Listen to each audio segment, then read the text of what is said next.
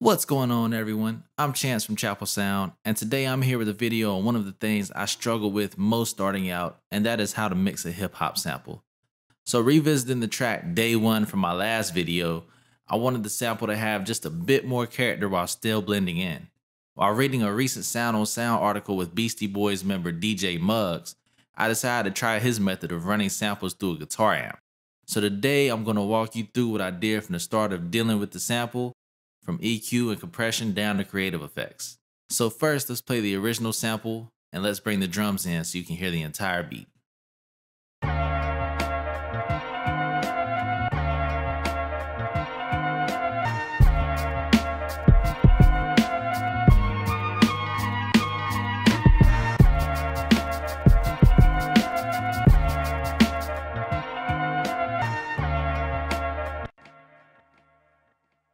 Okay, so since this is meant to feel like a beat from the 90s, I wanted to digitally recreate one main thing, the hardware. For this beat, I simply used FL Studio and kept things purely digital. So to start adding some analog and vintage character, my first move was to pull up a VMR from Slate Digital. I used the virtual console emulation and really cranked the input and the drive to pick up more character from the emulation, which is the SSL 4000, which definitely adds a bit more sonic character as well as a vintage vibe. Then I included the distressor, which, while not made in the 90s, was modeled off of the most popular compressors of the time so as to be a Swiss Army knife. It really does a great job of emulating the 1176 as well as the LA2A.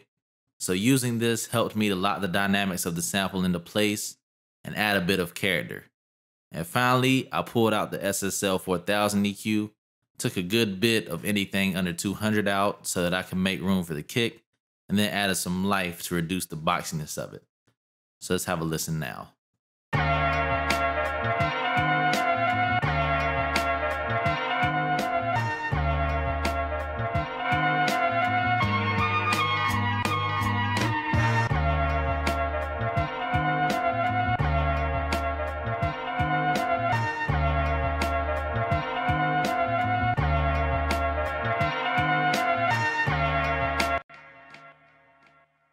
Alright, so now part 2 in recreating the hardware is to emulate the specs of the drum machine. For this, I used the sample and bit rate of an ASR10 and added a slight bit of saturation. Since lo-fi doesn't let you enter exact sample rates, the closest I could get to the ASR, which has a sample rate of 30,000, was 36,000, as anything below really started to lose the life of the sample.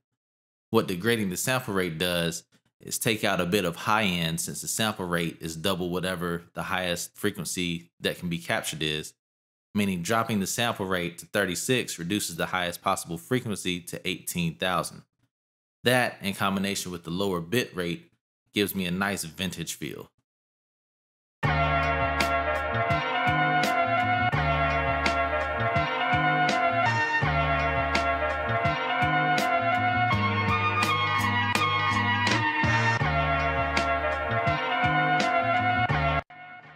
You can hear it mainly took out the hi-hat and took some transient off of the snare. Finally, I used the guitar amp method mentioned earlier and decided to stick with the stock Pro Tools amp simulator, Sans Amp. I pulled up the mellow loop preset, played with the buzz, crunch, and low knobs a bit, and this is what we came up with.